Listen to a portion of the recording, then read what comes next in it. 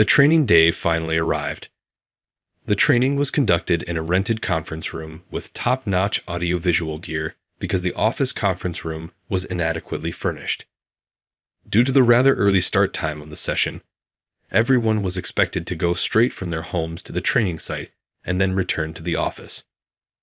I got to the training site early and waited for the other staff members to arrive. This is odd. I had told everyone that the training would begin at 9:30, but by 9:25, nobody had shown up. Michael, the trainer, was already getting the movies and session materials ready when he arrived 30 minutes early. Is it possible that nobody will arrive 5 minutes prior to the start time? Although someone might come very near, it seemed too coincidental that the entire department showed up at the last minute. Nevertheless, I chose to hold off until 9:30, hoping it was really a strange coincidence. The time was 9:31.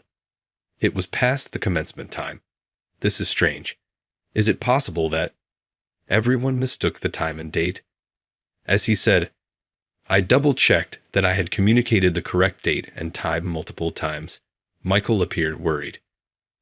However, I became anxious, questioning whether I had actually made a mistake. The right information was displayed in the shared conversation, though, and several staff members even responded. Got it. Not a single person could have misinterpreted the date. I said, I'm so sorry, to Michael. My phone rang at that very moment. I noticed it was Kevin phoning when I looked at the screen. I said to Michael, I apologize, but this is Kevin. And then I took the phone. This is John, Kevin. Where are you at the moment? I questioned him nervously. Where else? I'm in the workplace. I became more depressed and anxious after hearing this. The training day is today. Michael's waiting. Will you be able to arrive soon? Furthermore, nobody else has arrived. Why would I go? Kevin responded loudly, laughing. Additionally, there's no point in waiting for anyone else because they won't arrive either. Would you mind attending the training alone? Unable to understand his meaning, I answered. What do you mean? I let everyone know the accurate date. You are welcome to look at the chat for yourself. Yeah, I know, Kevin answered, laughing once again. However, I informed the executives that it was your error. So don't worry, they'll blame you for everything. I am eagerly anticipating it. I became enraged and retorted, why would you do such a thing? Although I'm accustomed to your abuse, Michael is involved this time. You're giving him difficulty. Kevin's voice became derisive. Michael? Who gives a damn about an unknown elderly man? Though not particularly valuable, the CEO's lectures are at least marginally superior.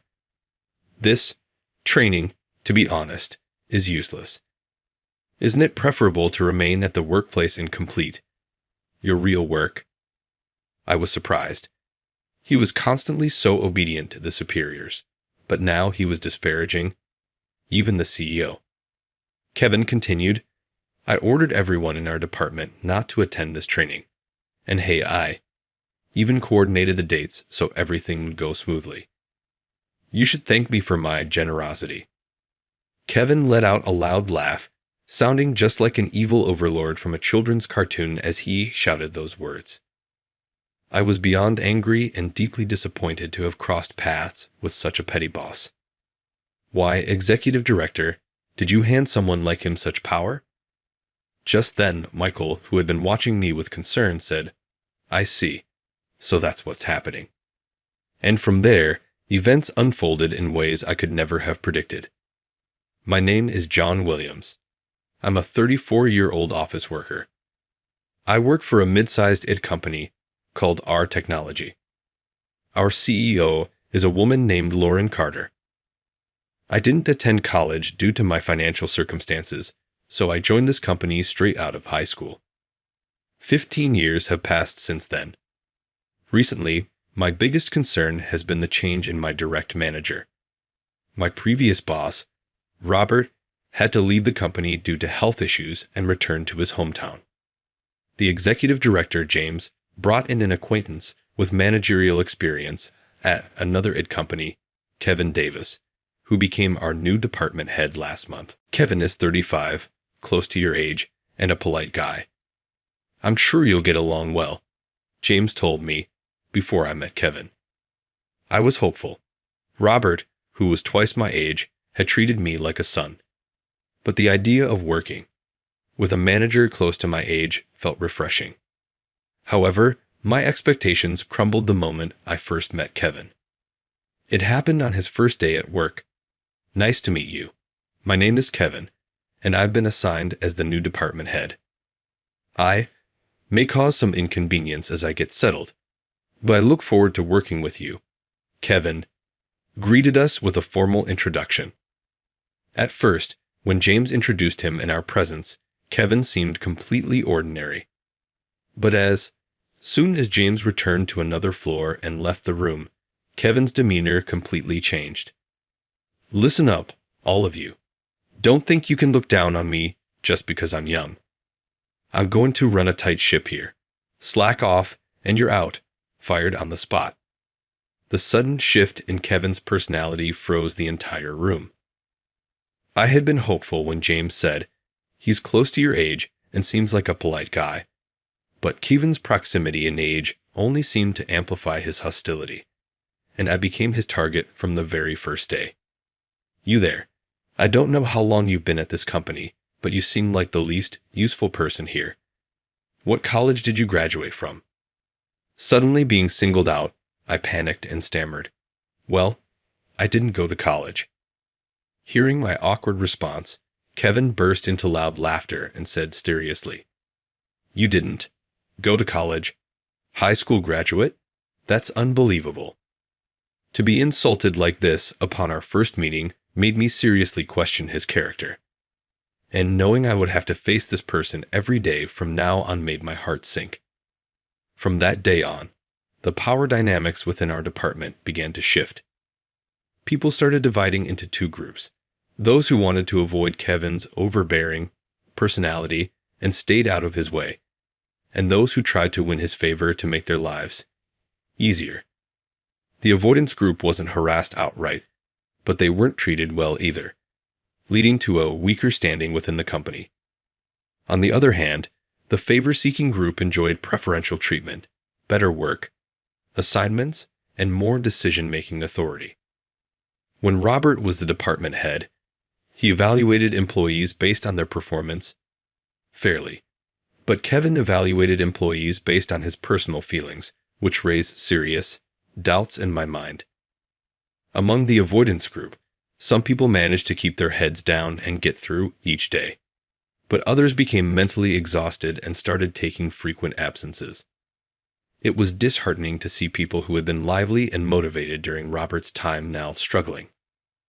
I didn't belong to either faction, and I was constantly thinking about how to create a better work environment for everyone. Eventually, I realized that the only way to address this issue was to report it to higher management. So about a month after Kevin's arrival, I decided to speak with James. "James, I need to talk to you. Our department is facing some serious issues." "What's going on, John? What's the problem?" I explained to James how our team was becoming divided and how Kevin wasn't evaluating employees fairly. Kevin becomes very overbearing when supervisors aren't around. While strictness can be necessary for work, the way he plays favorites among employees and treats others unfairly is a major issue. Back when Robert was here, evaluations were based on the quality of our work, but James' response was disheartening. "Well, I understand what you're saying, John, but Kevin is still new to his role. He's probably trying different methods to find what works. You should just focus on doing your best under his leadership. Speaking poorly of your boss isn't the right approach. Try to get along with him." I felt deeply disappointed. It wasn't about badmouthing Kevin. It was about addressing a serious problem. If we turned a blind eye to wrongdoing, it would only embolden such behavior. But James likely felt obligated to defend Kevin, given that he had personally handpicked him. "I understand. I'm sorry for bringing it up, I said, ending the conversation and returning to my work. A few days later, something unexpected happened. The CEO of Future Vision Incorporated, Joshua, is here. Who is in charge of him? An employee who received the call from the receptionist told our department. So, Future Vision was a client I'd been handling for years, and I had scheduled a meeting with Joshua to discuss contract renewals. I'm the person in charge. I'll head to the conference room now, I said as I stood up. But Kevin immediately raised his voice and said, John, don't go. You're no longer in charge. From today, Tony will be handling Future Vision. What? I couldn't believe my ears. I had been responsible for this client for years and had scheduled this meeting with Joshua, yet Kevin was reassigning the account on the spot. But Joshua is already here. We agreed to meet at 2 p.m. Kevin shot back, Don't talk back to me. You're such an arrogant, useless employee. Typical for someone with only a high school education. Shut up and stay out of it. Kevin then turned to Tony, a college-educated employee in the favor-seeking group, and ordered, Tony, you're in charge of Future Vision from now on. Head to the conference room immediately and close the deal. He is one of the employees who aligns himself with Kevin to gain his favor. Tony, surprised by the sudden directive, hesitated and said, Me? Really? Okay, I'll do my best. He left the room reluctantly, heading toward the conference room. Why are you suddenly reassigning this account? If you're going to make changes, there needs to be a proper handover, I argued to Kevin. And he said back, It's your defiance and holier-than-thou attitude that irritates me. Keep pushing back, and I'll make sure you're fired. What he's saying is ridiculously childish. A department head, someone responsible for leading their colleagues, should never say such things, I thought. But Kevin went on to say something even more absurd. I heard all about it. You went to James to badmouth me, didn't you? Tony's the one who leaked that information. So as a token of my gratitude, I've decided to assign him the Future Vision account. And as your penalty, I'm taking you off the account. How does that feel? If you keep going against me, you'll find yourself completely isolated in this company, sitting by the window with no work to do until you're finally fired. Kevin laughed as if he was thoroughly enjoying himself. He's insane. It was a mistake to make him department head. I was certain of it. But knowing that talking to James about the reality of this situation had led to this result, I felt utterly lost. Kevin's dislike for me was now absolute, and from that point on, he systematically removed me from my responsibilities, leaving me with almost no real work. He even took to ridiculing me in a mocking tone, saying things like, Hey John, go make some coffee. And if it tastes bad, do it again. Coffee and photocopying are the only things you're good for, so at least try to get those right. Biting my lip in frustration, I had no choice but to prepare coffee for the staff. Man, you really have it rough, huh? Getting stuck making coffee despite how long you've been here. If it were me, I'd just quit, a younger colleague said, mocking me. And he was not the only one. There were other employees of Kevin's loyal group who made fun of me along with Kevin. I realized that human society, which seems peaceful and stable at times, can easily descend into chaos, with some people attacking others when the balance is disturbed. But there was one task I still had left, besides making coffee and photocopying. Our company holds training sessions twice a year, bringing in external instructors to teach the employees. This tradition started long before I joined the company, and while I don't know exactly who oversees it, I had been assigned the role of communicating the training schedule to my department's employees a few years ago. Since the sessions are held department by department, I needed to coordinate the best dates for our team and report them to upper management. To do this, I sent out a survey in our department's shared chat, asking employees to submit their preferred dates by the end of the month. Looks like the deadline's approaching. Returning to my desk, I opened my computer to check the responses. This year, everyone chose the same date. Usually, preferences were all over the place, requiring me to go around and adjust schedules individually, a time-consuming process. But this time, it seemed like a stroke of luck, and I felt grateful for the rare coincidence. I promptly informed upper management of the finalized date and shared the information in the department's group chat. Since some people inevitably missed messages, I also announced the date during the morning meeting and put up posters to ensure no one would overlook it. This responsibility had originally been handled by our previous department head, Robert, but it had become my job over time. When I informed Kevin of the training and my role as the schedule coordinator, he showed no signs of disapproval. So this kind of training happens every year. Sounds fine to me. You're in charge of coordinating the schedule, so take care of it, he said with rare approval. With everything in place, I prepared for the training day as usual, confident in my work. Hey John, who's the instructor for this training session? A few days before the training, Kevin asked me this question. I shared the information I'd received from upper management. His name is Michael Ashton. He's an expert in the IT industry in his late 50s. Kevin's expression darkened, and he muttered, as expert. I'm an expert in the IT industry too. Unsure how to respond, I said, well, I've heard he's somewhat of a celebrity in the field. I shared additional information I'd received. Is that so? Kevin said dismissively, ending the conversation. Finally, the day of the training arrived. Because our office conference room lacked the necessary equipment, the training was held in a rented conference room equipped with high-quality audio-visual systems. Since the session started relatively early in the morning, everyone was instructed to go directly to the training venue from home and return to the office afterward. I'd arrived at the training venue early and waited for the other employees to arrive. This is strange.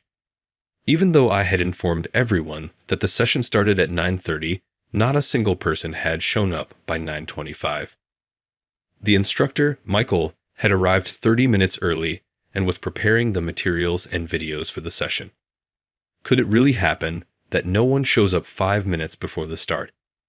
While it was possible for someone to cut it close, for the entire department to do so seemed far too coincidental. Still, I waited, hoping against hope. Until 9:30.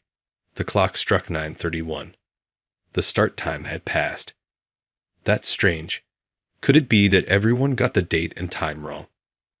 Michael, the instructor, said to me with a worried expression. I double-checked to ensure I had communicated the correct date and time multiple times. But I started to panic, wondering if I had somehow made a mistake.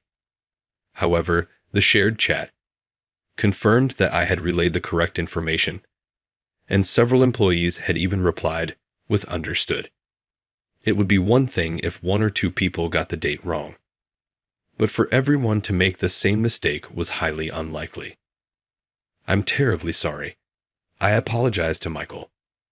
Just then, my phone started ringing. I quickly glanced at the screen and saw that it was Kevin calling. I turned to Michael and said, "Excuse me, it seems to be a call from Kevin," and then answered the phone. "Kevin, this is John. Where are you right now?" I asked him urgently. Kevin responded, "Where else would I be? I'm at the office, of course." Hearing this, I panicked even more and said, "Today is the training day. The instructor has been waiting. Can you come right away?" And none of the other employees have shown up either. Kevin laughed loudly and replied, "Why would I go? And the others? They won't show up either, no matter how long you wait. Why don't you just enjoy the training all by yourself?" I couldn't understand what was going on and replied, "What do you mean?" I'm certain I told everyone the correct date and time. You can check the chat messages to see for yourself. Kevin. And then he said, yeah, I know. But don't worry. I'll report to upper management that it was your failure to communicate. I'm really looking forward to seeing you get chewed out for this. Anger welled up inside me, and I retorted, why would you do something like this? I'm used to you harassing me because you don't like me, but this time, it's causing trouble for Michael, our instructor. It's not fair. Damn, Kevin responded. Michael?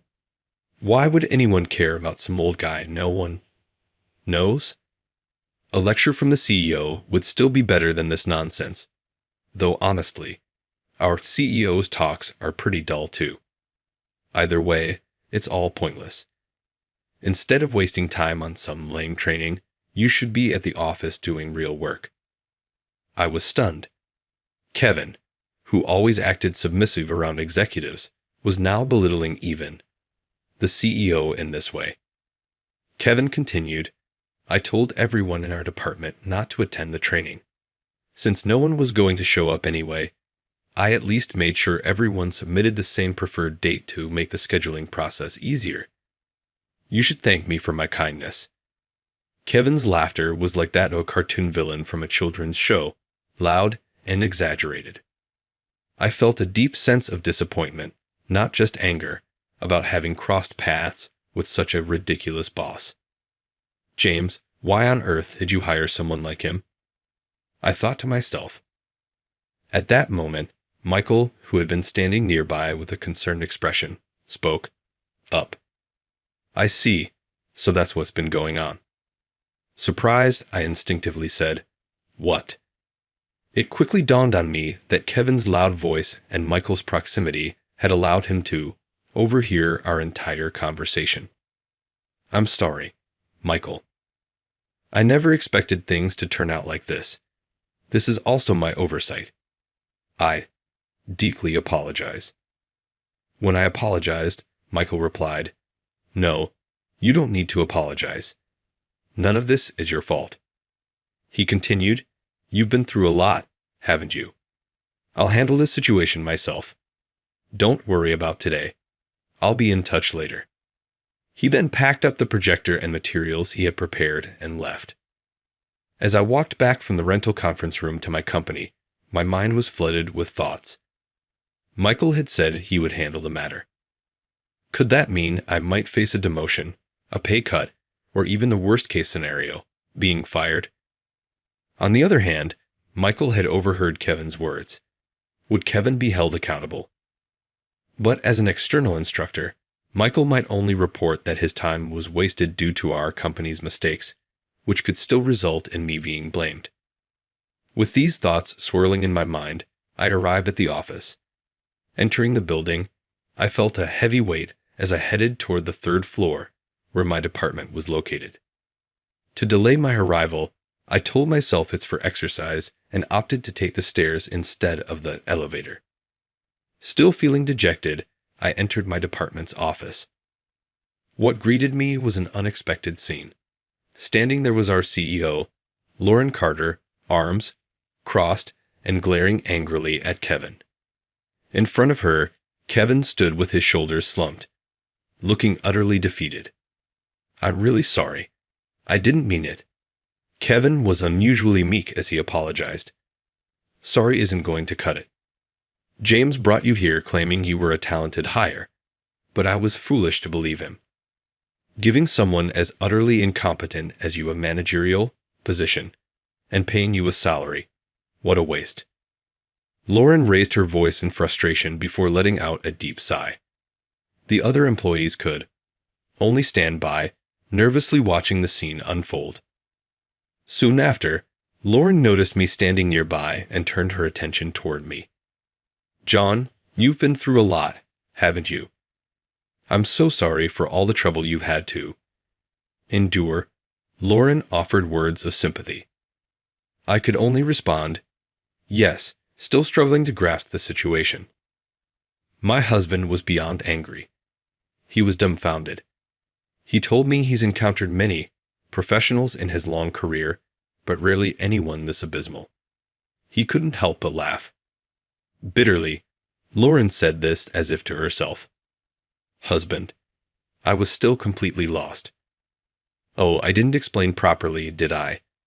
The instructor you met earlier, Michael, is my husband. Before I founded this company, he ran several businesses, and he helped me tremendously when I was starting out. That's why I asked him to lead this training, to share his knowledge and experience with our employees. Oh, and his full name is Michael Ashton, but in the industry, he's known as Mark Brown. He uses a different name when writing, Lauren explained. Wait, was that Mark Brown? I've read his books. He's published so many bestsellers. I exclaimed, overwhelmed with excitement. I'm sorry for not telling you sooner. Michael and I kept our surnames, so there was no way you could have known. But you see, he overheard your conversation with Kevin at the training venue and told me everything. I'm truly glad I found out.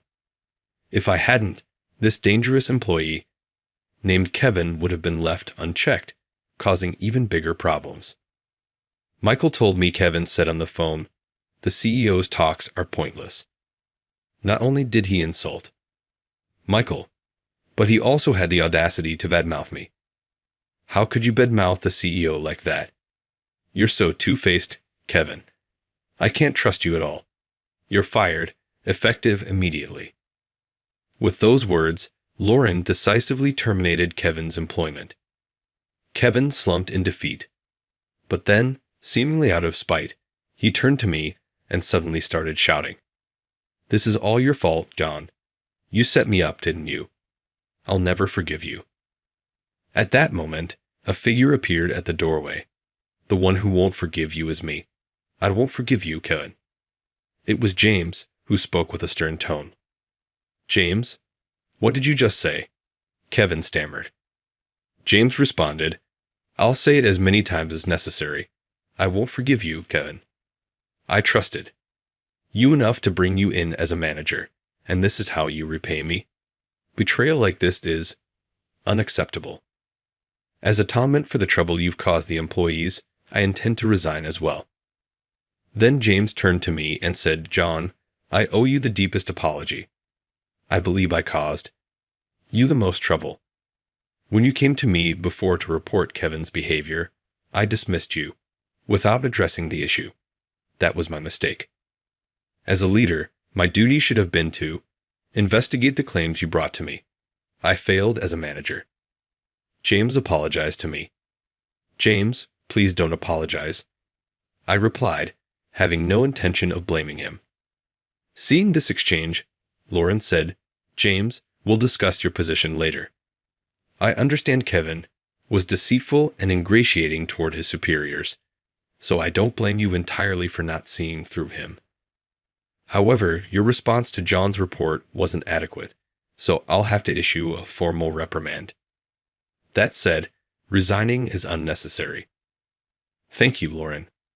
I truly appreciate your understanding. And I'm very sorry. James lowered his head, his voice subdued. All right, everyone. Let's get back to work. Kevin will be handling his resignation paperwork, so James, please oversee that. Oh, and one more thing. The training we missed today will be rescheduled, so make sure you all attend. John, I'll leave the arrangements to you. Again, thanks. Lauren gave her instructions energetically and left the room. Kevin, his shoulders slumped, was led to another room by James. That was the last time I ever saw him. About 3 months later, time had moved on. The rescheduled training was held successfully, with no absentees, and everyone found it highly beneficial. My hard work was acknowledged by the CEO, and I received a pay raise. Lauren even told me directly that she hoped I would take on the role of department manager in the near future.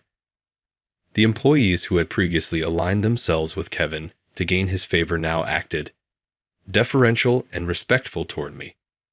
However, I had no intention of favoring anyone who tried to curry favor with me.